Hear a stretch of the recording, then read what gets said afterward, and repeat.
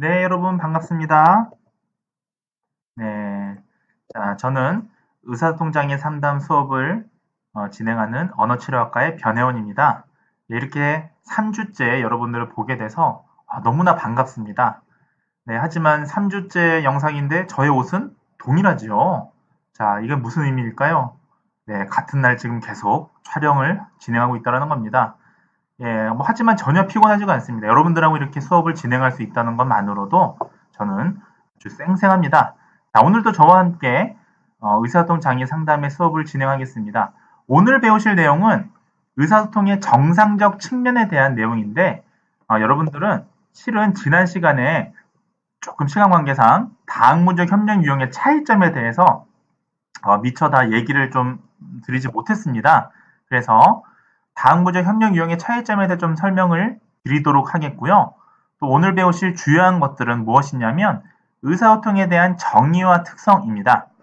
의사소통이라 하면 우리가 언어적인 측면이 있고 말적인 측면이 있습니다. 그래서 여러분들의 각각의 언어와 말에 대한 여러 가지 정의와 특성을 학습하는 것이 오늘의 주요한 어떤 과제가 되겠습니다.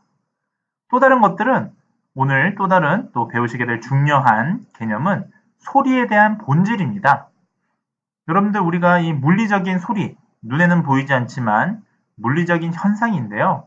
이러한 소리들은 어떠한 특징을 가지고 있는지 학습하실 텐데 그 중에서도 오늘 음도에 대해서 학습을 하시도록 하겠습니다.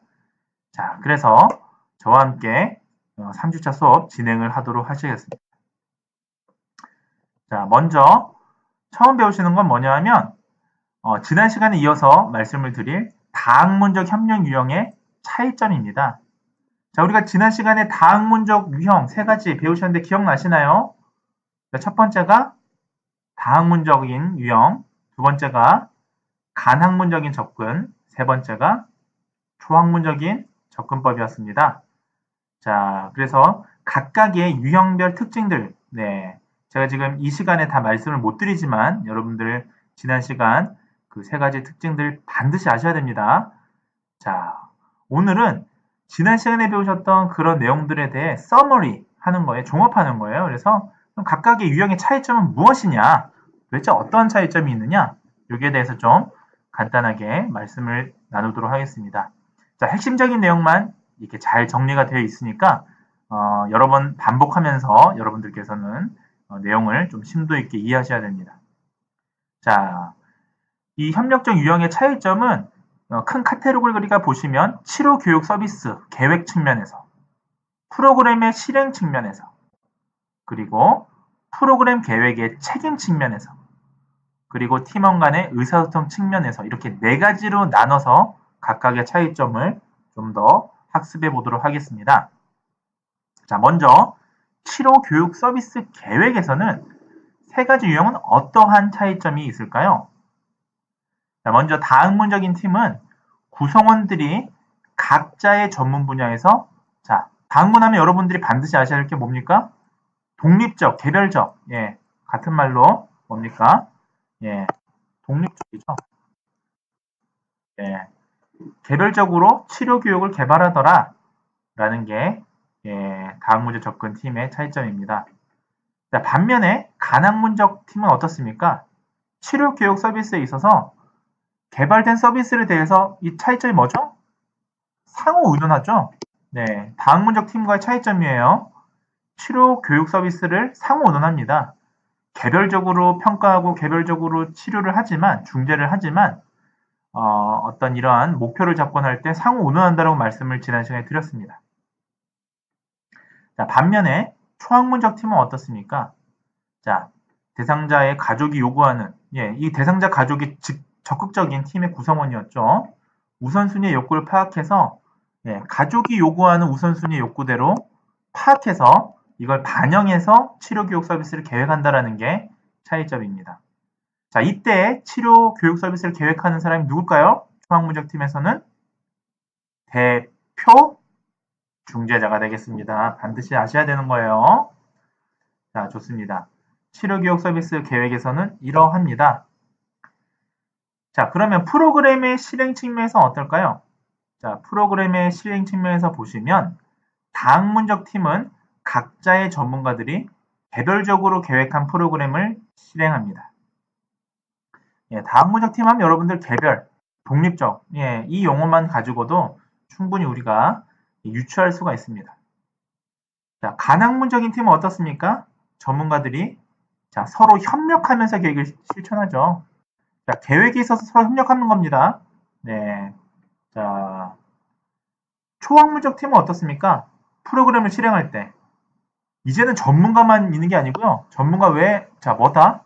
가족까지 팀의 구성원이더라. 가족까지 포함되어 프로그램을 실행한다라는 게 네, 이 주요 핵심이 되겠습니다. 자, 그래서 다학문적 협력은 유형에 따라서 보시면 예, 치료교육 서비스는 이렇고 프로그램 실행은 이렇다라고 예, 우리가 알 수가 있는 겁니다. 자, 핵심 키워드 잘 잡고 보셔야 됩니다. 자, 그러면 넘어가서 프로그램의 계획의 책임. 자, 책임은 누구한테 있느냐? 한번 살펴보시겠습니다. 자, 책임은 자, 제가 옆으로 한번 옮겨볼게요. 예, 자, 옮겼습니다. 자, 책임은 다학문적인 팀은 어떻습니까? 개별적으로 담당하는 해당 역할에만 책임있는 거예요. 자, 왜냐? 독립적이잖아요. 독립적이니까 이 사람들은 자기 거 외에 다른 사람들, 다른 전문가들의 어떤 그런 것들을 책임질 이유가 없습니다. 독립적으로 따로따로 진행이 되니까요. 자, 반면에 간학문적인 팀은 어떻습니까?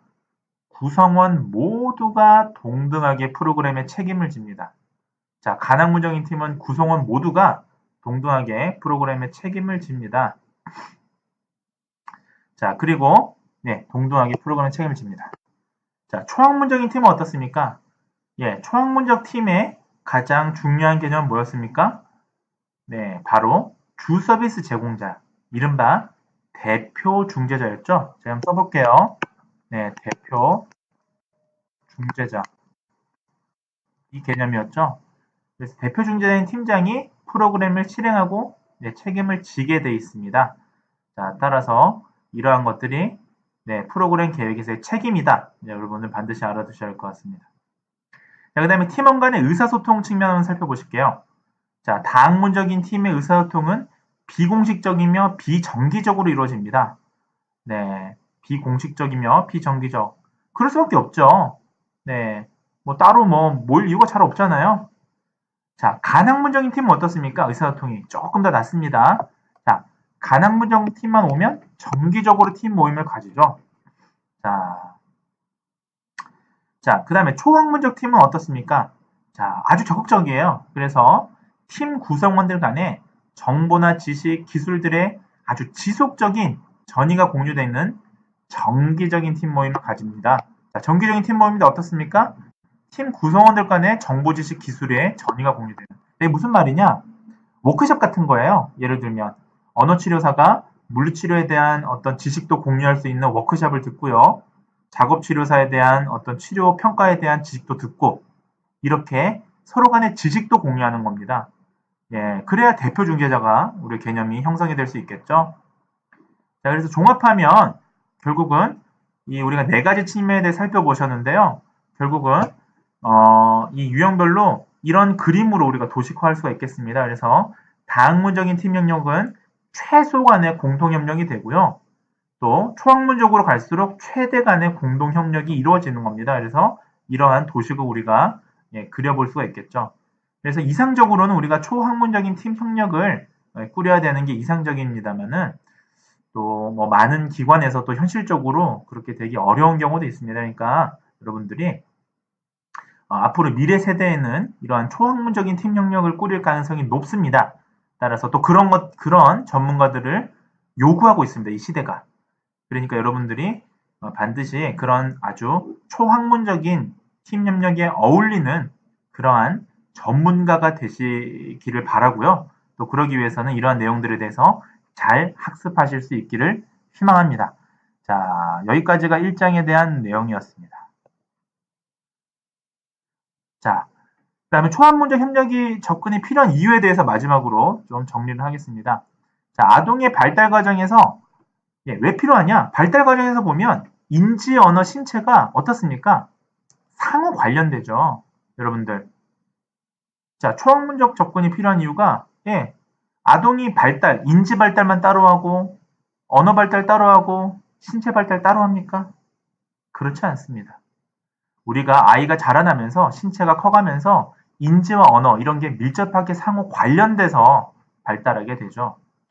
자, 그런데도 불구하고 우리가 어떻게 언어 따로 신체 따로 인지 따로 치료를 하고 따로 생각을 하겠습니까? 함께 발달하는 건데요. 그래서 우리가 다학문적, 특히 초학문적 접근이 필요한 겁니다. 두 번째 이유는요. 아동의 복합적인 요구를 충족하기 위해서 다방면에서의 포괄적인 접근이 필요하기 때문입니다. 자, 아이는 하나만 필요한 게 아니에요. 인지도 필요하고 언어도 필요하고 신체도 필요합니다. 신체 발달도 필요합니다. 그래서 이러한 것들을 아주 복합적으로 충족하기 위해서는 이 다양한 영역들에 대한 것들을 아주 포괄하는 그런 것들이 필요하겠죠. 세 가지를 다 우리가 해당되는 그런 아주 포괄적인 접근이 필요할 겁니다. 자, 세 번째는 장애 유아의 요구와 관련된 교육, 건강, 가족 지원 등이 서로 다른 기관에서 담당하기 때문입니다. 자, 어떻습니까? 우리 아이들의 표현이 좀 그런데요. 우리 대상자들, 우리 언어치료 대상자들 보시면 언어치료 외에도 지금 뭐 교육이나 가족 지원에 대해서 복지관도 다니고 특수학교도 다니고 하지 않습니까? 근데 이게 서로 다른 기관에서 담당을 하고 있어요.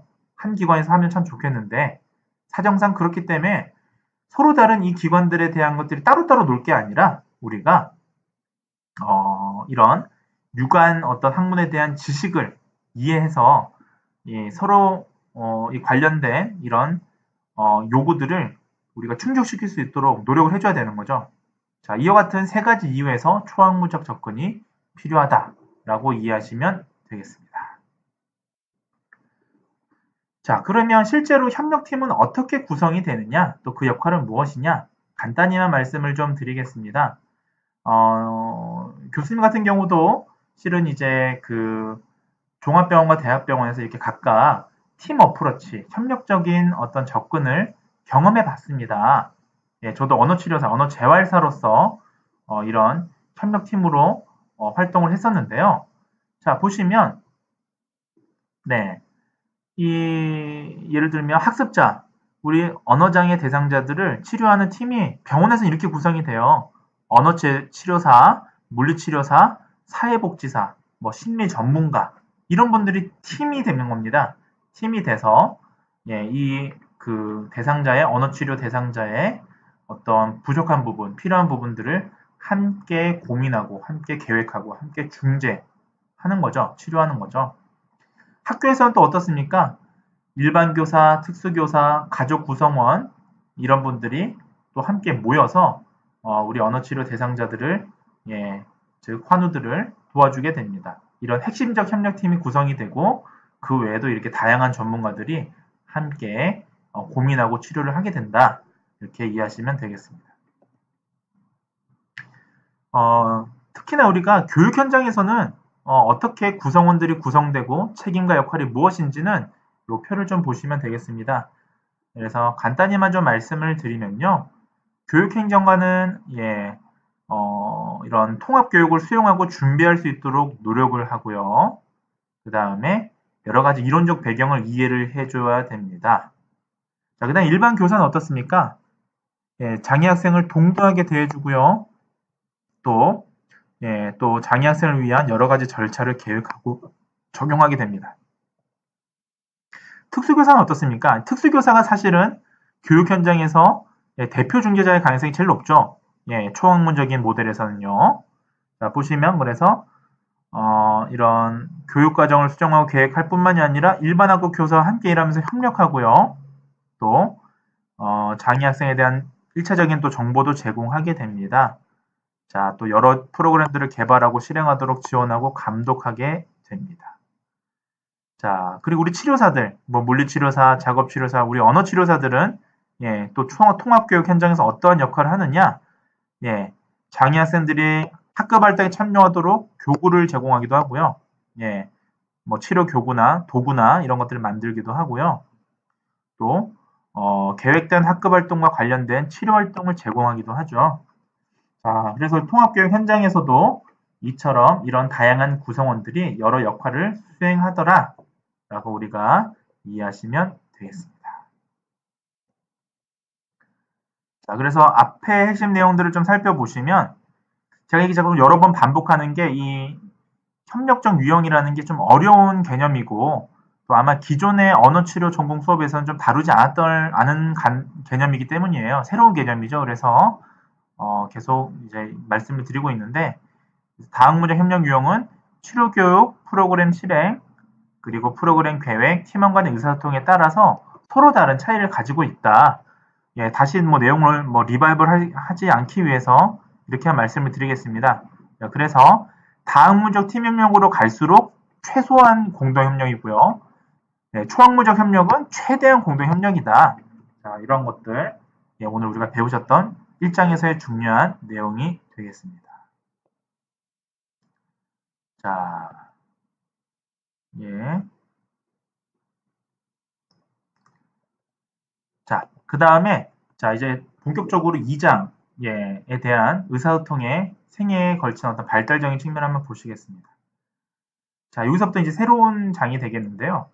자, 여러분들 언어치료사가 왜 아동의 생애 전반에 대한 어떤 발달 과정에 대해서 알아야 될까요? 우리는 아동학과도 아니고 아동 전문가라기보다 우리 치료사잖아요. 교육자는 아닌데 비단 당연합니다.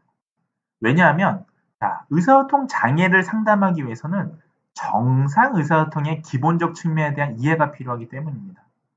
여러분들 언어 장애를 치료하는 언어 치료사다라고 한다면 어떤 사람들이에요? 결국은 언어 장애라는 게 어떤 겁니까? 예, 정상 의사소통에서 벗어난 걸 우리가 언어 장애가 있다고 얘기를 하잖아요. 그래서 정상 의사소통에 벗어나는 걸 어떻게 알 수 있느냐? 결국 정상 의사소통의 기본적 측면을 이해해야 알 수 있는 겁니다. 자, 그리고 상담에서는 이러한 것들에 대한 지식을 정확하게 알고 있어야 도움을 줄 수가 있는 거죠. 부모 상담이나 부모님들 상담이나 전문가들 상담, 대상자들에게 직접적인 정보를 제공할 때에는 정확한 정보를 알고 있어야 됩니다. 이 수업의 핵심이 그러한 게 초점에 맞춰져 있죠. 자, 의사소통 능력은 발달적인 기술입니다. 여러분들, 의사소통 능력은 계속 발달하는 그런 상황이에요. 그래서 발달 단계에 따라서 적합한 다양한 수준의 의사소통이 등장합니다. 여러분들이 이 수업을 듣고 있는 이 언어치료학과 분들이 다른 수업 이미 개론 수업이나 이런 걸 들어서 잘 알고 있다시피 우리가 언어 장애가 있다. 만약에 한 1.6세쯤 된 아이에게 1세 6개월쯤 된 아이가 언어 장애가 있다. 어떻게 판단하십니까? 네, 12개월에 첫낱말이 등장하느냐? 1세 6개월쯤에 50개 정도의 단어를 알고 있느냐? 이걸로 우리가 언어가 늦다, 빠르다, 뭐 문제가 있다를 평가하잖아요. 이처럼 발달 단계가 있는 거예요. 거기에 적합한 의사소통 수준이 있는 겁니다. 이 레퍼런스, 이 기준에 따라서 우리가 평가를 하는 거죠.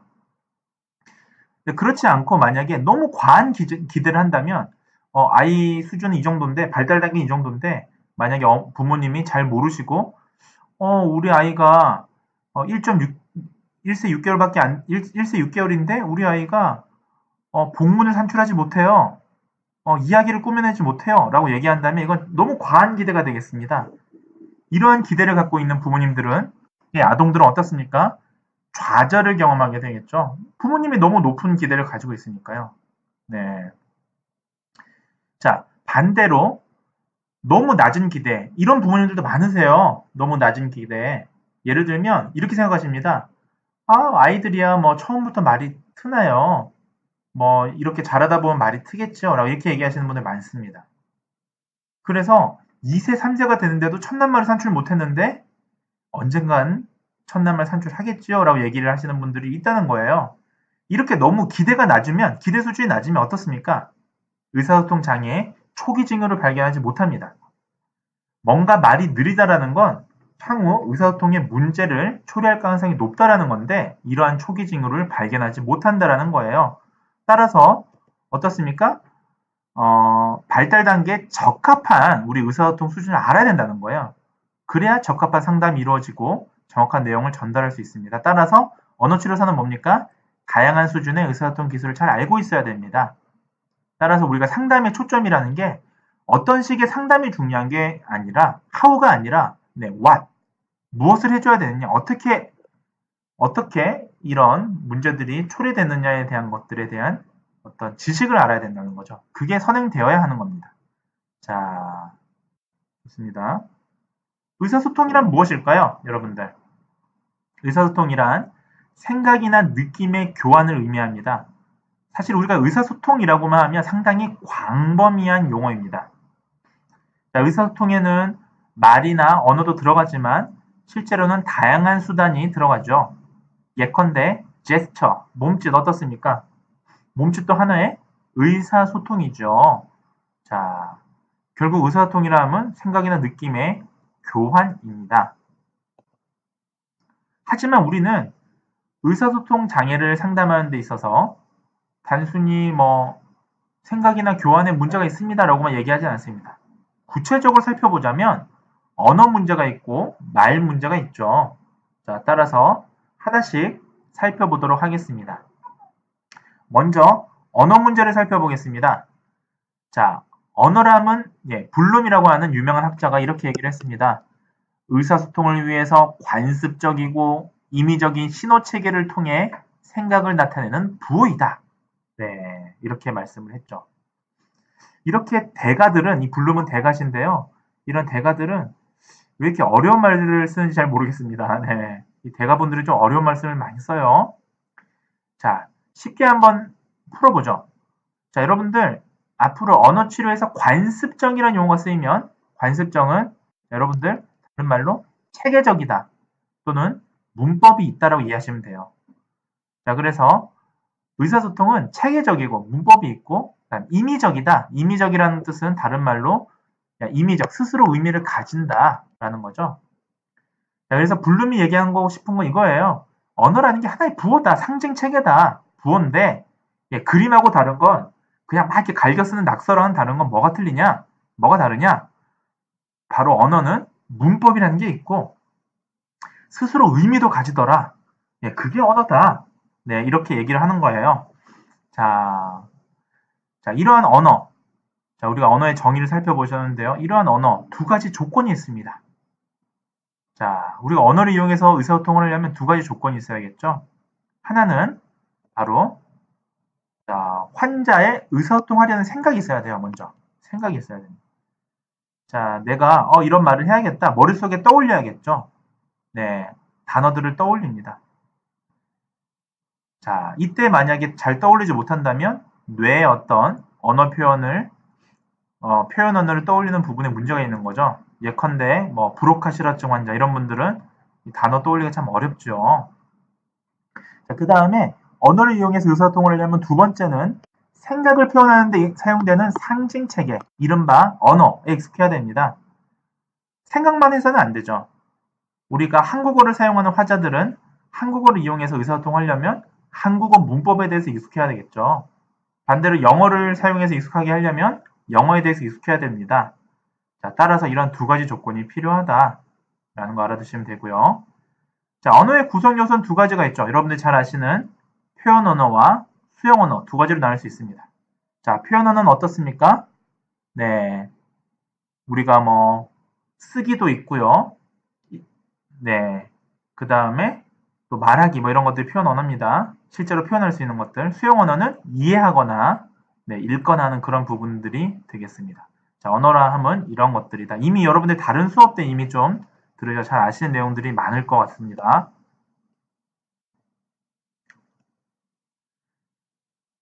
자, 언어의 5개의 구성 요소까지만 말씀을 드리고 오늘 수업을 마치고 다음 시간 이어서 하겠습니다. 자, 언어에는 5가지 하위 구성 요소가 있습니다. 간단히만 나누자면 의미론, 구문론, 의문론, 형태론, 화형론이 있죠. 이 5개의 하위 구성 요소 무엇인지는 여러분들이 잘 아셔야 될 것 같습니다. 자세한 내용은 다음 시간에 이어서 좀 길게 말씀을 드리도록 하겠습니다. 자, 여러분들 아마 지금 3주째 똑같은 옷을 입고 있는 저를 보시면서 여러 가지 생각들을 하시게 될 텐데요. 여러분들 이 내용들이 또 앞에 들었던 내용들 좀 어려운 부분들이 많으니까요. 잘 복습해서 들으시기 바라고 또 상담에 관련된 부분들도 잘 재밌게 들으시기 바랍니다. 자, 오늘 수업 여기까지입니다. 경청해 주셔서 감사합니다.